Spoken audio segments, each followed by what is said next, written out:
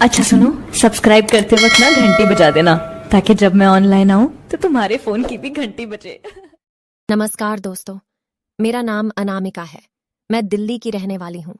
इस बात से बिल्कुल भी इनकार नहीं किया जा सकता कि परिवार में लड़की के पैदा होते ही उसे शादी का सही मतलब सिखा दिया जाता है।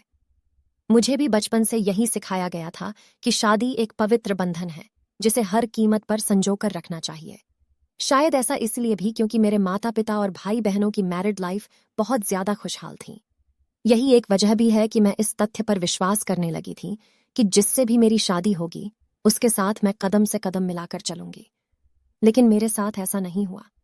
समय के साथ मुझे समझ आया कि कैसे हम दूसरों की खुशियों की परवाह करते हुए खुद की खुशी को दांव पर लगा देते हैं। दरअसल जब मेरी शादी हुई थी तो उस समय मैं केवल 26 साल की थी। अपनी शादी को लेकर मैं बहुत ज्यादा एक्साइटेड थी। ऐसा इसलिए क्योंकि मुझे यकीन था कि मेरे माता पिता की तरह मेरा वैवाहिक जीवन भी काफी अच्छा होगा। उन्होंने मेरे लिए एकदम सही इंसान चुना होगा जो मुझे हमेशा खुश रखेगा। लेकिन मैं नहीं जानती थी कि मेरी किस्मत में कुछ और ही लिखा था। शादी से पहले मैं अपने होने वाले पति से 1 से 2 बार ही मिली थी। वह काफी शर्मीला और शिष्ट था। उसे देखकर मुझे यही लगा कि वह मेरे लिए एकदम परफेक्ट है। मैं अपने फैसले से काफी ज्यादा संतुष्ट थी। मेरे पिता ने भी मेरी शादी बहुत अच्छे से की थी। लेकिन शादी की पहली रात मेरे साथ कुछ ऐसा हुआ जिसने मेरी जिंदगी को बुरी तरह से हिलाकर रख दिया। सभी जानते हैं कि शादी की रात कितने मायने रखती है। इस अनुभव को यादगार बनाने के लिए मैंने खुद को तैयार कर रखा था। मेरे पति अंदर आए बैठे और मुश्किल से कुछ मिनट ही मुझसे बात की। उन्होंने यह कहकर बात खत्म कर दी कि वह थक गए हैं।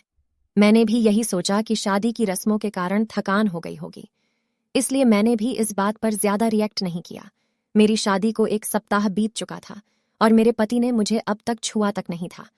मुझे कुछ अजीब सा लग रहा था, लेकिन मैं अपनी तरफ से पहल नहीं करना चाहती थी। ऐसा क्योंकि मैं भी बहुत शर्मीले स्वभाव की हूँ।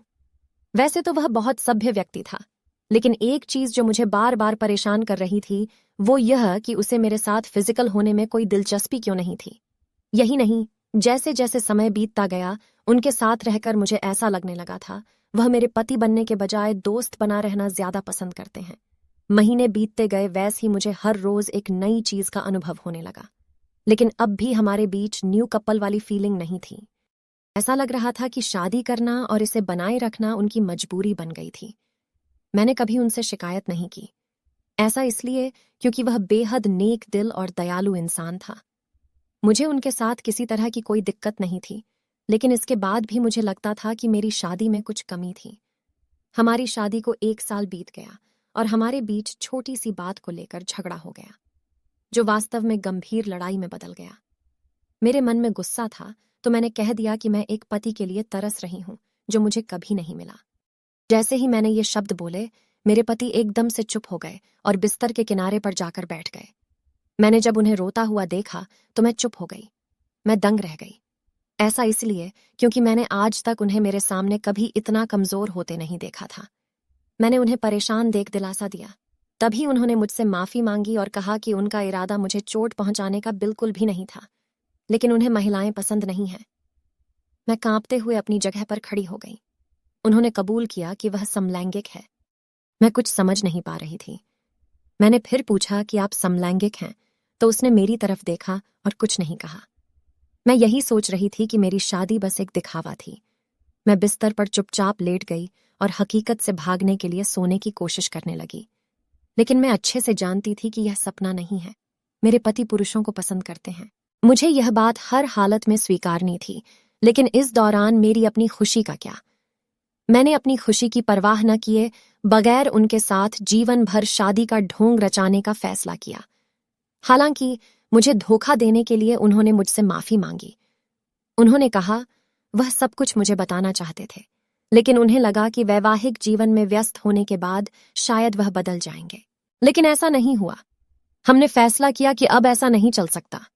हमें किसी न किसी निष्कर्ष पर तो पहुंचना ही था। ऐसे में हमने तलाक की अर्जी दायर की, जिसकी वजह से हमारे परिवार के बीच संबंध खराब हो गए। लेकिन मेरे और मेरे पति के बीच दोस्त के रूप में रिश्ता बहुत मजबूत हो गया है। मैंने उन्हें समझा और उनकी भावना की कद्र की। वह चाहते थे कि मुझे ऐसा व्यक्ति मिले जिसके साथ मैं हमेशा खुश रहूं।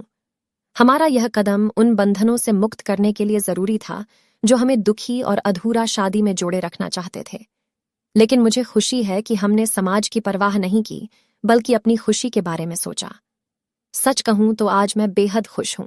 अगर आपको यह वीडियो अच्छी लगे तो अपने दोस्तों और परिजनों के साथ यह वीडियो शेयर करें और चैनल को सब्सक्राइब करना ना भूलें। धन्यवाद।